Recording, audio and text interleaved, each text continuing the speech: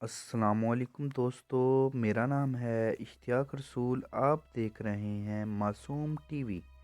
दोस्तों, मेरी वीडियो शुरू करने से पहले मेरे चैनल को लाइक, सब्सक्राइब और बेल आइकन को दबाना ना भूलिएगा।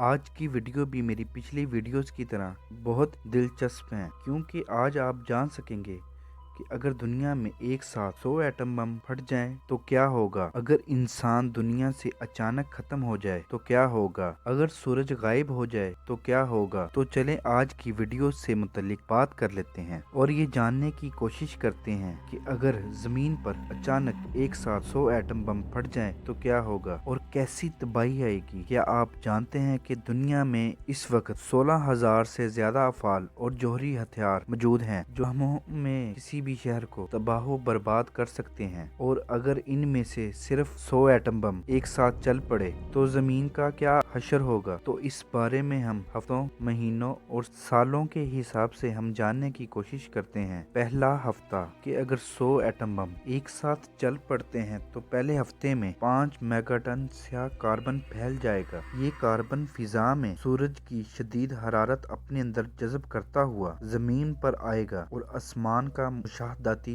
राब्ता मुनक़ता हो जाएगा। दूसरे हफ्ते में स्याह कार्बन की वजह से जमीन गहरे अंधेरे में डूब जाएगी, क्योंकि कार्बन सूरज की रोशनी को जमीन पर पहुंचने से रोक देगा। एटमी हथियारों में कीमियाई अज्जा हमारे सरों के ऊपर कायम ओजोन लेयर को, जो हमको सूरज की तापकार शुआओं से बचाती है, बिल्कुल खा जाएंगे। सूरज और खला से जमीन पर आने वाली तापकार शुआओं में 80 से 120% इजाफा हो जाएगा। 2 माह बाद अगर एक साथ 100 एटम बम एक साथ फट जाते हैं तो उसके 2 महीने के बाद जमीन का दर्जा हरारत इस कदर कम हो जाएगा कि हर जगह का दर्जा हरारत औसतन -25 डिग्री सेंटीग्रेड रहेगा, जो गर्म इलाकों के लोगों के लिए नाकाबिले बर्दाश्त होगा।